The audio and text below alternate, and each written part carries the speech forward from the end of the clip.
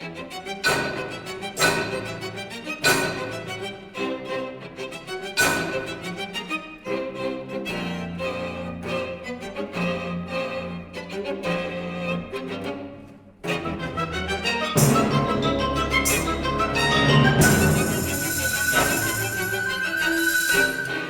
name is Elliot Miles McKinley. I am a composer and host of a web show called Composers at Home, Maybe Drinking Coffee.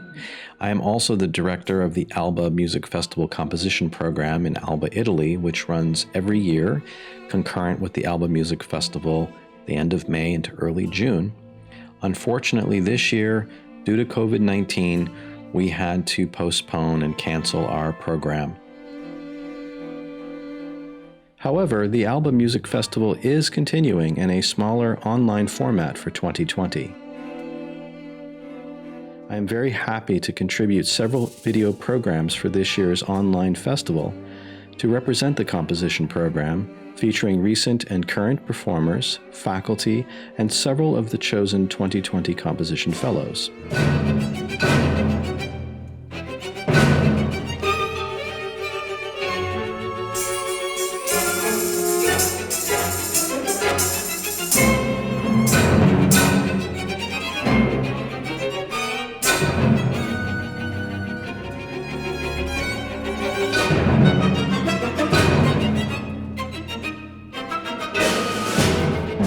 In this installment, I am reprising one of the earlier episodes of Composers at Home, Maybe Drinking Coffee, featuring the 2019 composer in residence for the Alba Music Festival, Pierre Jalbert. Pierre talks a little bit about his musical journey, and we share some of his recent music.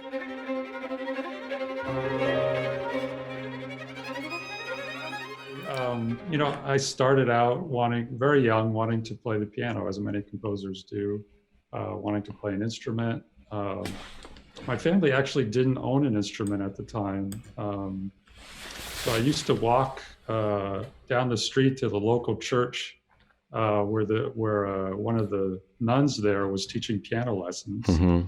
And she allowed me to come in every day to use the piano there to practice.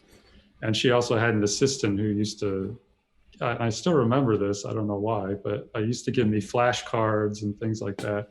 And that was when I was like 5 or 6. Were these like the typical note flashcards where it'd be like, this is a quarter note and then, or whatever. Yeah, right. And my kids cursed me for that because I used that on them when they were kids, the same flashcards. Right. So it's like handing down the punishment. Right. Yes. Right. But, and I took up a little bit of cello. I took up percussion so that I could play in larger ensembles, mm-hmm.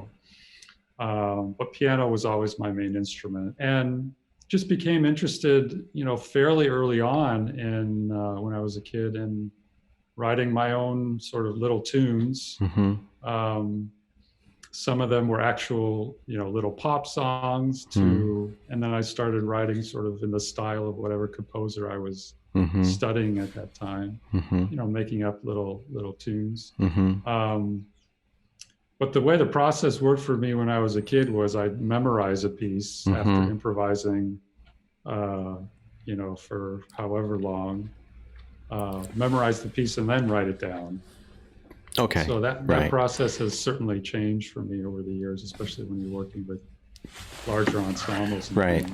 What was it about music that drew you? Was it just something that you felt like you wanted to do? I mean, how did you even know that it was a thing that was of interest, value, or that you were even good at it? I mean, what was...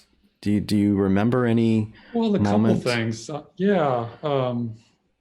didn't really know it was a thing until a little bit later, but when I was still at that very young age, I would say, we used to have these family get-togethers, and all my aunts and uncles played the guitar or the piano by ear. So they would all grab their guitars at these get-togethers, and a whole bunch of us sit around and sing both sort of American popular songs, French Canadian folk songs, both in English and in French. Mm-hmm. And I think that sort of communal music making was just something I felt like was really special. So I always wanted to take part, not just by singing, but being able to play an instrument, you know? Mm-hmm. So I think that sort of piqued my interest right. in that. But later on, you know, I think there was a certain creativity in wanting to write music when, again, fairly early on, one of our neighbors introduced us to the Beatles, who had by then long since broken kind up. of taken over the world, right? Yeah. But they had broken up, but their music was still, you know, obviously out there. And every time my brother and I would be playing wiffle ball out in the yard, we'd be blasting the Beatles. And then a little bit after that, you know, I got to know Aaron Copland's music, and we were playing it in orchestra. I was playing it on the piano. One of the first pieces I played was Copland's "The Cat and the Mouse." And I always remember that piece, not just because of the piece, but I remember later reading that that was one of his earliest pieces that he wrote when he was in France.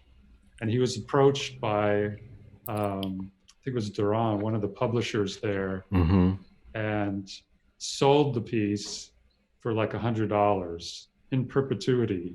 And that became one of the most popular pieces, and he never got anything.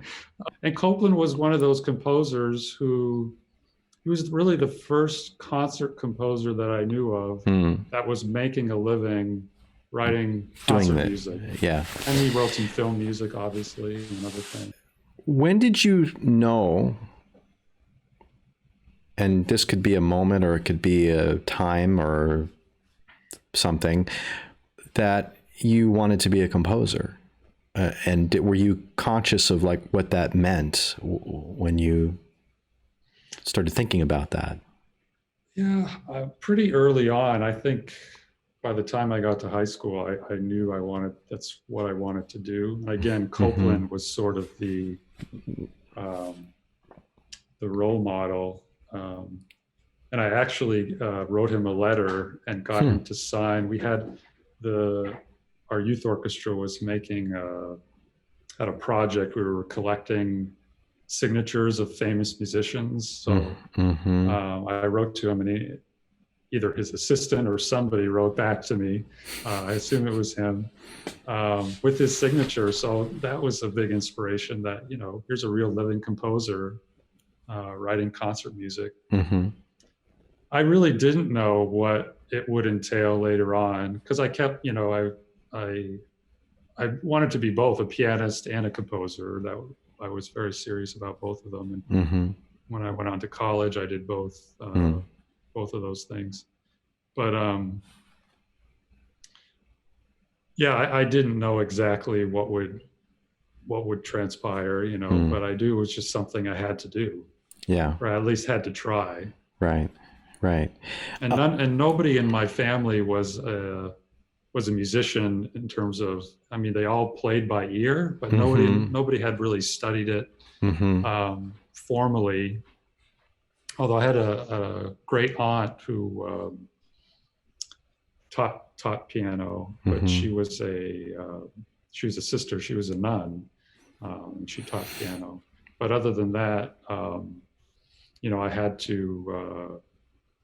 It was all a huge mystery to me, but I knew I wanted to try. If I wound up, you know, not working, then I have to find something else. But I wanted to at least give it 100% at first.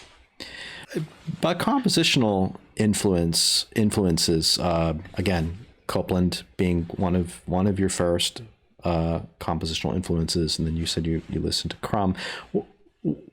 Were there other sort of wow moments for you? I mean, I'm sure there are probably many, but things that sort of stand out to you in terms of maybe a piece or a composer that really grabbed your ear and maybe even helped potentially move you in some direction that you hadn't thought of while you were maybe in school or somewhere in that early time? Yeah, well, there's so many, especially when you hear a composer's music for the first time and you just hadn't heard their music before, and then that always, and that still happens to me these days, when I Yeah. hear a composer who I had never run across their music before, and all of these things. I mean, I think everything we hear is somehow influencing us. Mm-hmm. Well, one thing when I was fairly young, still before college, I remember being at with my youth orchestra, and they were playing a video of the Emerson String Quartet. And it was basically a documentary about the Emerson String Quartet. And they were playing the last movement of the Ravel Quartet. Mm-hmm. And I had never heard that piece before. And I was, it's one of those things. It's just like, wow, this is rock and roll. This is This is amazing. really cool, right? And it's all in 5, and it's like, whoa, it just blows my mind. Right. So, I mean, that was one thing that sort of influenced me to keep looking further. Mm-hmm. And things sort of came full circle in 2010, I think it was. I actually got to write them a piece. And I've worked with the cellist who used to play in the group, David Finkel, right, a few times on pieces too. So, yeah, that's sort of, it's sort of a full circle thing. So yeah, you never know where those influences are going to come from. I think in college, I heard Joe Schwantner's music for the first time. Oh yeah, right. They did Sparrows. I remember one of my colleagues, Larry Ratcliffe, who conducts the orchestra at Rice, was at the time conductor at Oberlin, and they did that piece of Schwantner's, and that was another thing that kind of really struck me as amazingly beautiful. Do you have any kind of way to reflect on your language? Yeah, especially now that we're all, in lockdown mode. I'm in Bronxville, New York, by the way. I teach at Rice, and we have a house in Houston, but we have a small studio apartment up here in Bronxville. So, this time is sort of an interesting time to think about what we do as composers, and to sort of reflect on what we've done, and obviously the whole music industry is having to reflect on all of these issues. But in terms of my own music, I think when I was when I was much younger, I think everything revolved around the piano a little bit more for me, because I was a pianist. As I've gotten older, I think I've written more and more away from the piano. I always try to spend, weeks away from the piano, just when I'm first working on a piece, to really think about the piece more abstractly in a lot of ways. Right. And to get beyond also the equal tempered 12 keys, the 12 chromatic keys that you get on the piano, and thinking more about the sounds in between the keys, whether it's quarter tones or using the harmonic series and the flat 7th, flat 11th kind of for out of equal temperament kinds of tones. But actually the piece we're going to hear tonight, one of the movements, there's a melody that uses nothing but natural harmonics and really makes use of those, the flat 7th especially, but those quote out of tune harmonic series tones, those different partials. So yeah, it's I think for me it's become a little more abstract in a way, but I hope still grounded in everything I grew up with. Mm-hmm. Mm-hmm.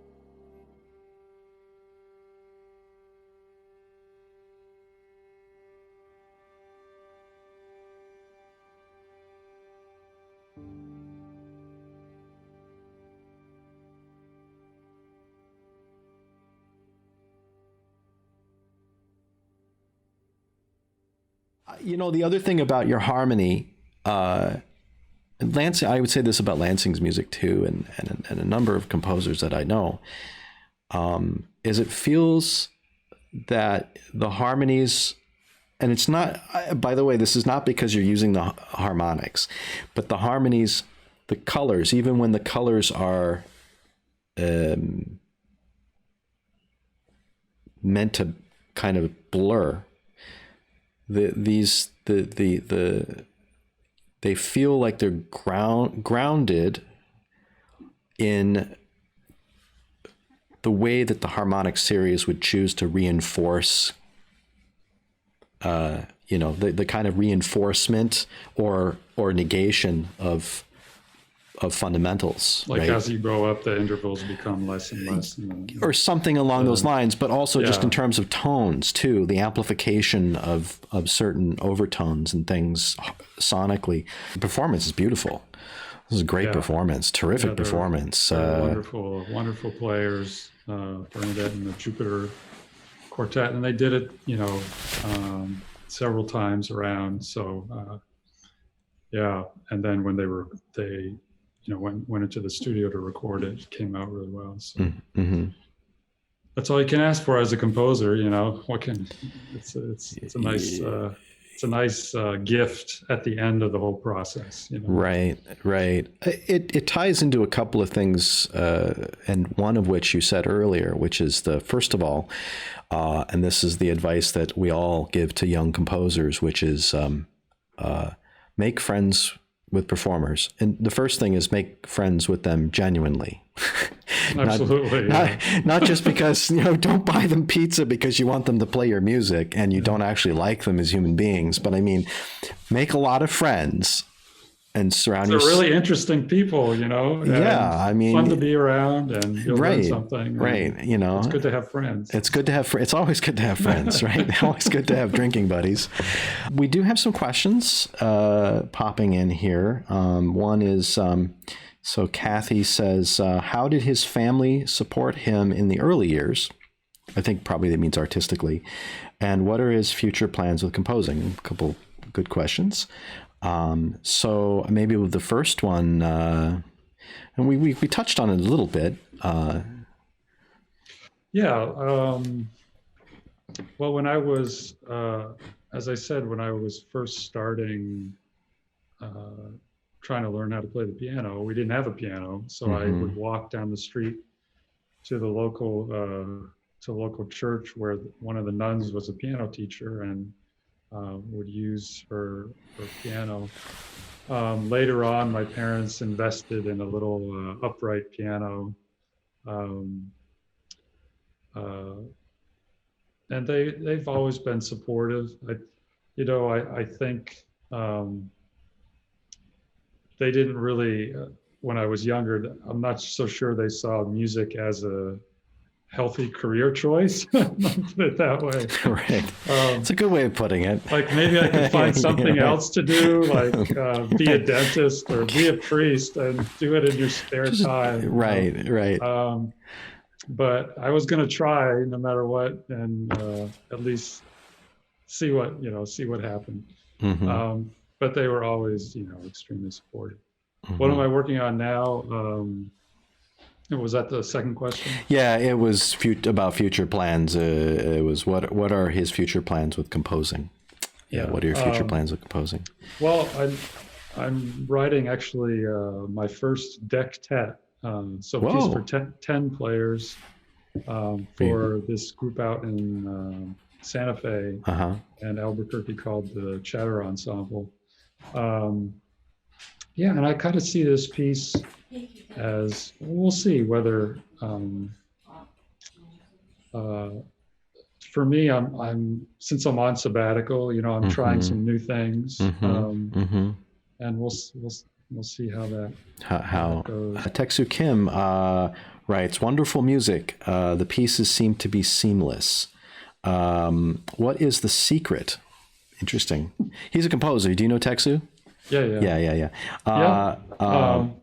So he says, does the composer just listen to the music over and over again while composing? It's an interesting question. Yeah.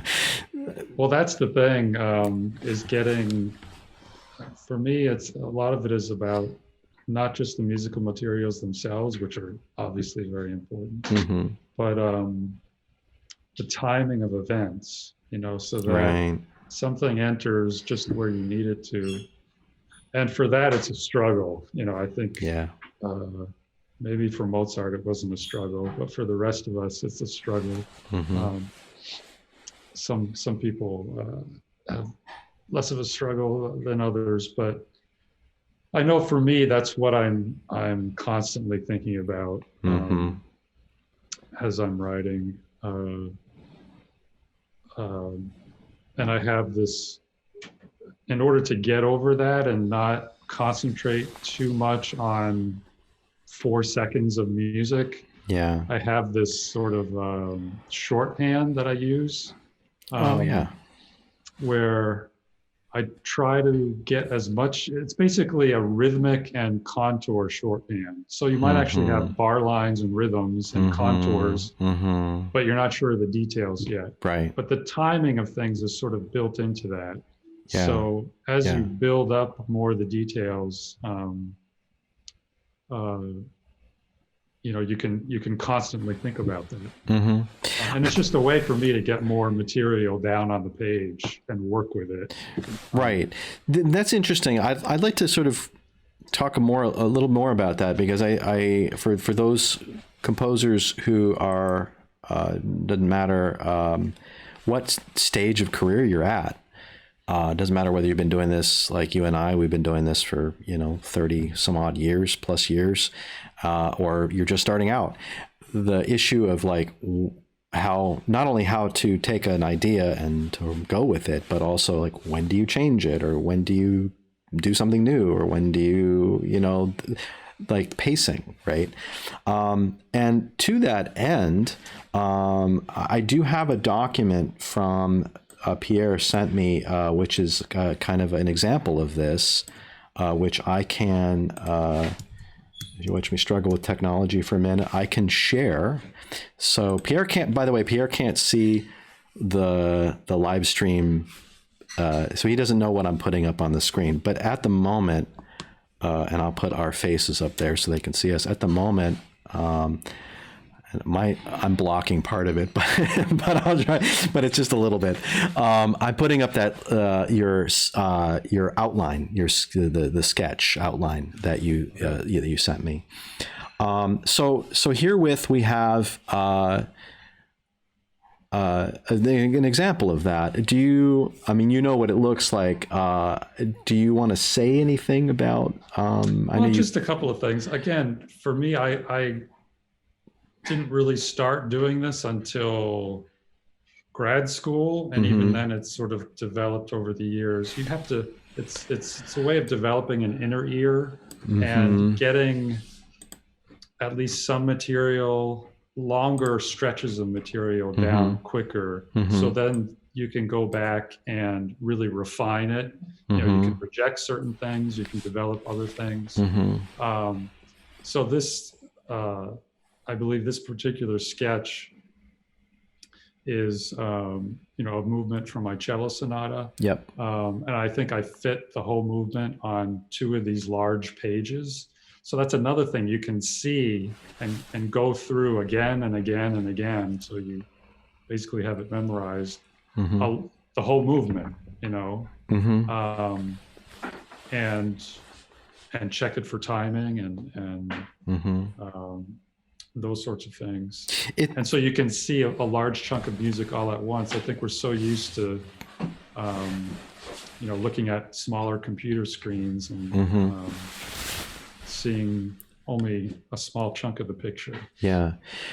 If I'm reading you correctly, you have a pretty good sense of how something goes even before you fire up Sibelius or Finale and start throwing in, specific notes and rhythms. Yeah. I actually hadn't thought about that, but yeah, the process when I was a kid is, you make up a piece, you memorize it so you can play it, and then you write it down.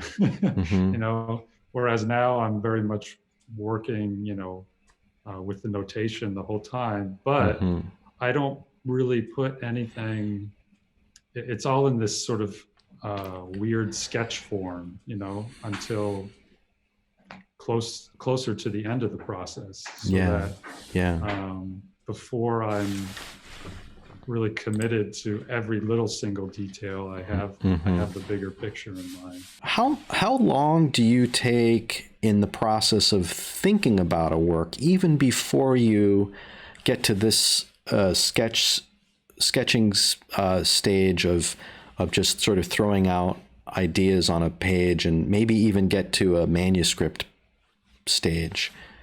Long time. I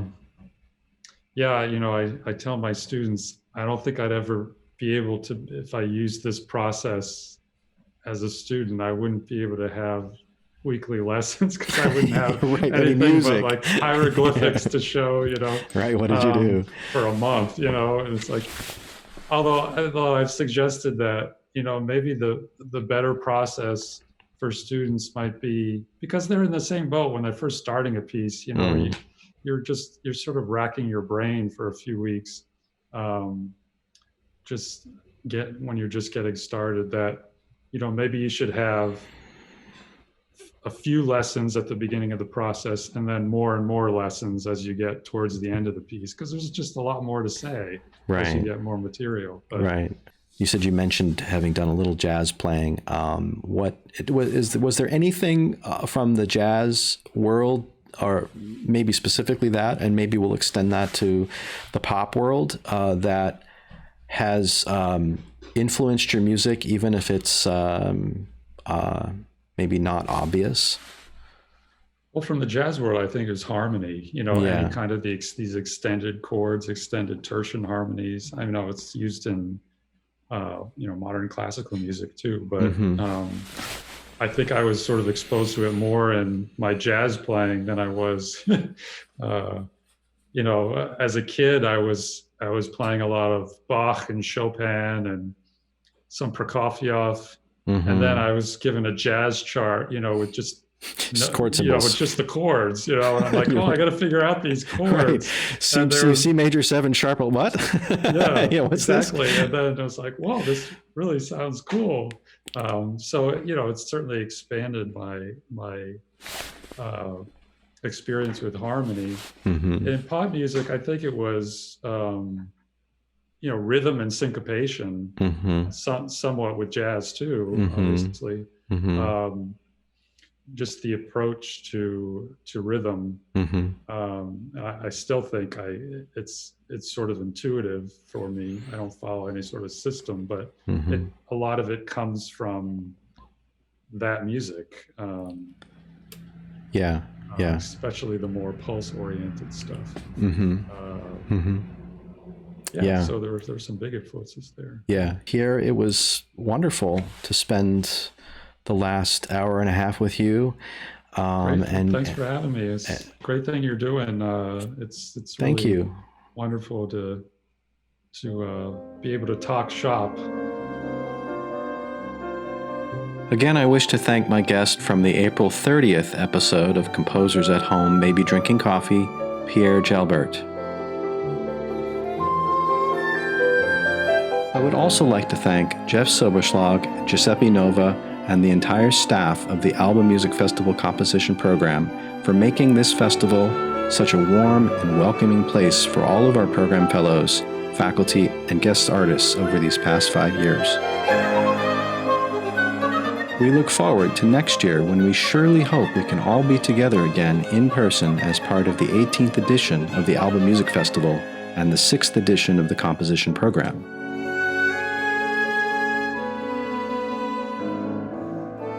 2021 is set to be a great year for the program and will feature Hub New Music as the ensemble in residence, along with Hannah Lash as the composer in residence.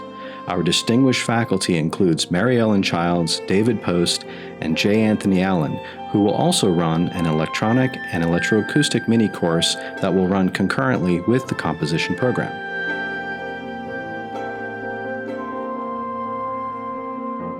Guest artists will include jazz guitarist and composer Barry Finnerty, who recorded with Miles Davis and was a founding member of the Brecker Brothers Band. Musicologist and guitarist Enrico Merlin, who is one of the leading Miles Davis scholars, will visit as well, and composer and multidisciplinary instrumentalist Alex Lubet, who is professor of composition at the University of Minnesota Twin Cities, will attend and give several lectures. Applications will open later in the summer of 2020. Please visit www.albacomposition.com for more information. Also, visit our page on Facebook/Alba Composition and Instagram @Alba Composition. We thank you very much for taking the time to watch today's program, and we wish all of you to remain happy, healthy, and safe.